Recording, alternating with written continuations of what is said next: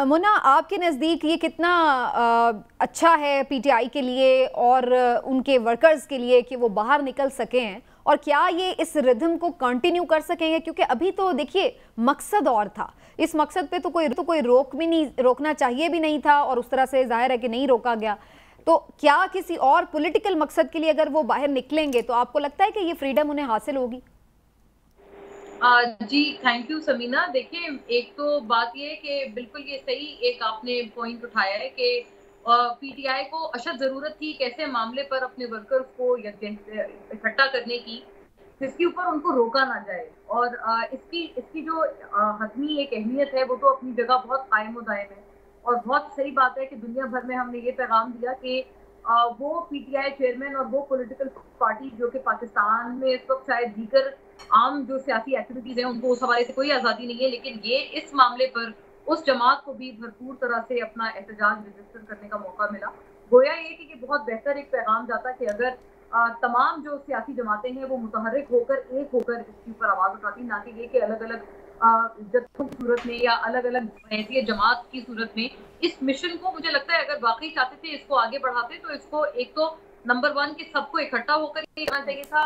Under one umbrella करना चाहिए था, सियासी वाबस्तगी से बालातर होकर। और दूसरी बात ये भी है कि पाकिस्तान में इन तमाम सियासी लीडरान को साहब हो या वज़ीर आज़म शहबाज शरीफ हो या कोई भी हो, इन सबको चाहिए, बिलावल साहब हो, कि इसमें एटलीस्ट पाकिस्तान में भी जो इस किस्म के वाकयात हैं और हमारी अक़लियतों के साथ रूनुमा बार-बार होते हैं, उनके ऊपर भी कान धरें, उनके ऊपर भी वहाँ पर भी रोक लगाएं, क्योंकि अगर हम अपने आप को एक एग्जाम्पल बनाएंगे तभी हम लोग दुनिया को सबक सिखा सकेंगे कि हम कैसे चाहते हैं कि वो हमारे पाक किताब की, कुरान पाक की और हमारे मजहब की वो कैसे रिस्पेक्ट करें। तो हमने खुद भी एक मिसाल बनना है। ये तो एक इस पे आइडियोलॉजिकली स्पीकिंग बात हो गई, लेकिन जो इसका सियासी पस मंजर है वो खासा दिलचस्प है।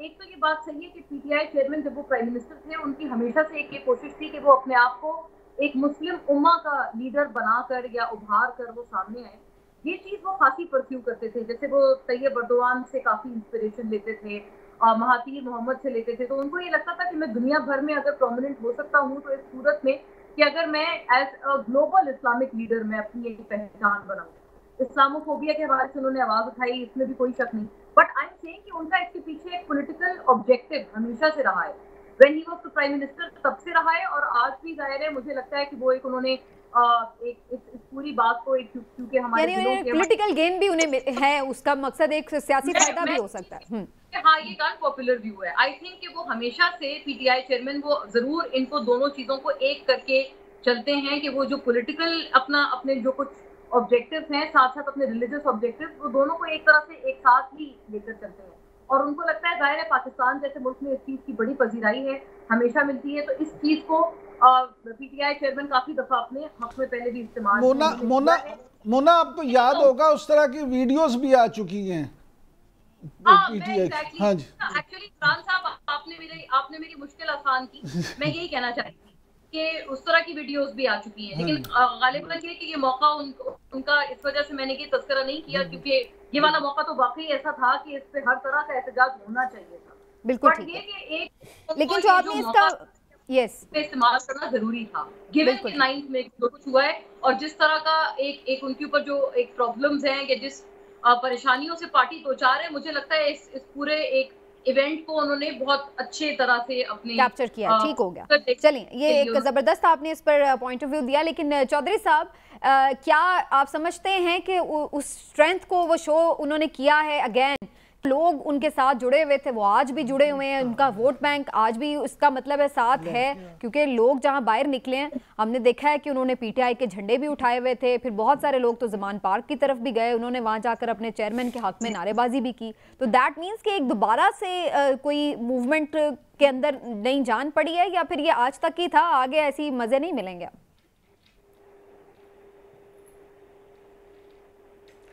नहीं, मूवमेंट की जहाँ तक बात है तो अभी तक तो मूवमेंट का कोई ऐसा तरीका ऐलान है नहीं तरीक़ इंसाफ के लीडर्स की तरफ से। नहीं, वो तो पुरानी चल रही है ना, आपकी दुरुस्त है आज़ादी वाली कि वो उनका जो आज का हाँ, लेकिन हाँ वो अभी मेरे ख्याल में, लेकिन उसका कोई एक जो प्रोग्राम होता है सियासी जलसे जुलूसों का, वो तो नहीं है ना। तो आज जो एहतजाज है, आप ये बात, इसका एक ट्रैक रिकॉर्ड है। आप देखें कि तहरीक इंसाफ की हुकूमत के दौरान भी उनके चेयरमैन ने इस्लामोफोबिया के ऊपर काफ़ी काम भी किया है और इंटरनेशनली उसको एक इशू भी बनाया, और उस पर जब वो यूएन में भी गए तो उस पर भी उन्होंने गुफ्तगू की। और इस जो स्वीडन में ये एक अलमनाक वाक़या, बहुत रंजो गम वाला वाक़या और हमें गम व गुस्सा दिलाने वाला एक वाक़या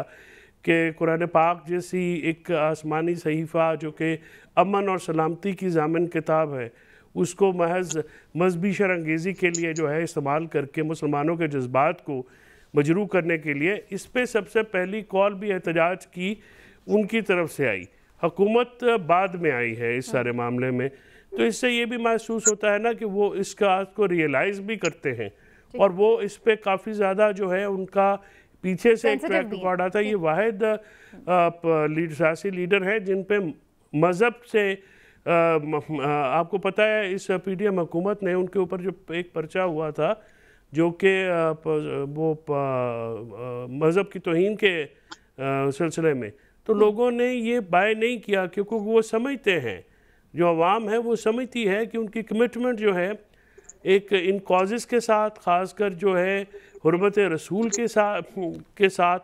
और इस्लामोफोबिया के साथ, वो बिल्कुल कोई शक व शुबे से बारातर है। आज उनके लोग निकले हैं, पूरे पाकिस्तान में निकले हैं। इमरान याकूब खान ने बिल्कुल ठीक कहा है, सियासी कारकुनान जो हैं वो पुरअमन तौर पे निकले, इसको इनकरेज करना चाहिए, डिस्करेज नहीं करना चाहिए। और एक अच्छे कॉज के लिए मुसलमानों की तरफ से, ख़ासकर पाकिस्तान के मुसलमानों की तरफ से एक अच्छा मैसेज जो है वो आलम इस्लाम को भी गया है और पूरे आलम को भी गया है। ठीक, और मुना आलम को भी गया है और इसलिए वो हमारे साथ भी हैं आज। लेकिन मैं ज़रा थोड़े अदालती मामलात की तरफ आ जाऊँ। 2-3 अहम चीज़ें हैं जिस पर डिस्कशन बड़ी ज़रूरी है। एक तो नवाज शरीफ साहब के खिलाफ जो गैर कानूनी ज़मीन की अलॉटमेंट का केस था वो ख़त्म हो गया है, उस पर बरियत भी उन्हें मिल गई है। तो उस पर मैं पहले बल्कि चौधरी साहब से अगर आप मुझे इजाज़त दें एक पॉइंट ऑफ व्यू इस पर ले लूँ। चौधरी साहब, बड़ी इस पर तनकीद भी हो रही है, लोग कह रहे हैं कि इश्तिहारी करार दिया हुआ था, सारी चीज़ें उस पर जो थी वो थी और वो सरेंडर भी नहीं हुए अदालत ने और बरी कर दिया उनको। तो बड़ा इस पर क्वेश्चन किया जा रहा है कि ये जो इसका फैसला है ये क्या किस तरह से दिया गया है, इसमें जो लैंग्वेज भी यूज़ की गई है वो भी उसमें दलाइल या कोई मंतकी वो चीज़ें नहीं बताई गई, कानूनी निकात नहीं उठाए गए, बल्कि एक बड़ा जज्बाती सा फैसला लगा। सर जी, ये फैसला समीना कानूनी से ज़्यादा सियासी कमेंट्री है। इसमें बहुत सारी ऐसी चीज़ें हैं जो सियासत से मुताल्लिक हैं, जो कि नॉर्मली फ़ैसलों में नहीं आती हैं, और इन फ़ैसलों में इस किस्म की कमेंट्री करना जो है ये अदालत का काम भी नहीं होता, जैसे अबान का काम नहीं होता। जैसे आप मेरिट पे देखते हैं केसेस और फिर उसके मुताबिक फ़ैसला होता है। जहाँ तक एब्सकॉन्शन की बात है, ये सेटल्ड प्रिंसिपल है कि आप एक दफ़ा जब इश्तिहारी हो जाते हैं तो आपके वकला भी बहस नहीं कर सकते, आपकी तरफ से किसी को भी पेश नहीं किया जा सकता। वकला को अदालतें सुनते नहीं हैं और उस वक्त तक नहीं सुनती जब तक उनका जो साइल है या उनका क्लाइंट जो है वो ख़ुद सरेंडर नहीं कर दे। इस जो सारी जजमेंट है इस पे जो इसका एक खासकर पैरा 15 है जिस पे बहुत ज़्यादा एतराज़ किया जा रहा है, ऑल अक्रॉस द बोर्ड हो रहा है, मैं देख रहा हूँ। इस चीज़ को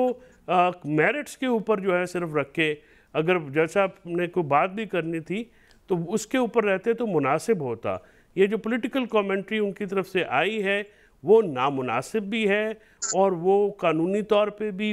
उसकी कोई गुंजाइश नहीं होती। तो ये ऑर्डर से ज़्यादा एक जो है वो ऑर्डर के साथ साथ एक पॉलिटिकल आर्टिकल जो है वो लिखा वो ठीक हो गया। लेकिन इमरान साहब, इससे तासुर क्या मिल रहा है? जो एक हम देख रहे थे ईद से पहले मुलाकातें हो रही थी, उसमें तय किया जा रहा था, नवाज शरीफ साहब की वापसी के हवाले से बातें हो रही थी, तो ये उसी की तरफ आपको राह हमवार होती नज़र आ रही है, एक के बाद दूसरा केस, और फिर आगे आगे हम देखेंगे कि उनके केसेस इसी तरह से ख़त्म हो जाएंगे? नहीं, देखें इसमें ना 2-3 चीज़ें हैं। अभी जो चौधरी साहब कह रहे थे पॉलिटिकल कमेंट्री है ये, तो ये आप ये देखिए इस फैसले के बाद ये भी साफ पता चलता है कि जो मुल्की आला तरीन अदलिया में जब आप पॉलिटिकल कमेंट्री करेंगे और फैसलों में इस तरह से की बात करेंगे और सिसिलियन माफी और पता नहीं क्या कुछ करेंगे, तो उसका असर बराह रास्त फिर जो मतायत अदलिया उस पर भी आएगा। तो ये सारी चीज़ें हैं जो ऊपर से शुरू होती हैं। बहरहाल जहाँ तक इस पर्टिकुलर केस की बात है उसका ताल्लुक है तो मामला सीधा सा है। हामिद खान साहब जो इमरान साहब के इंतहाई करीबी साथी और तहरीक इंसाफ के बानी रुकन और एक माहिर कानून जिनको तमाम लोग बड़े बाइज्जत माहिर कानून समझते हैं, उन्होंने अब तो ये कह दिया है कि ये जो मामला है इनको सियासी नहीं,